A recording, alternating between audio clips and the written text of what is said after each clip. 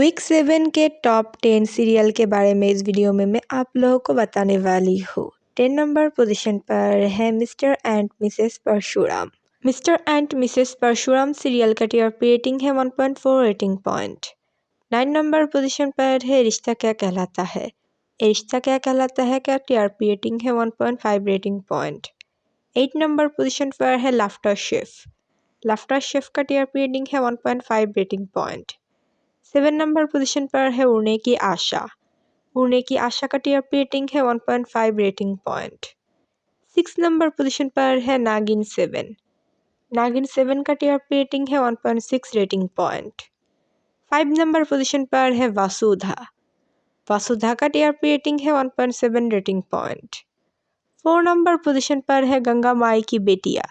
गंगा माई की बेटिया का टीआरपी रेटिंग है 1.8 rating point. 3rd number position पर है तुमसे तुम तक। तुमसे तुम तक का टीआरपी रेटिंग है 1.8 rating point. 2nd number position पर है अनुपमा। अनुपमा का टीआरपी रेटिंग है 1.8 रेटिंग पॉइंट। और 1st नंबर पोजीशन पर है क्योंकि सास भी कभी बहू थी।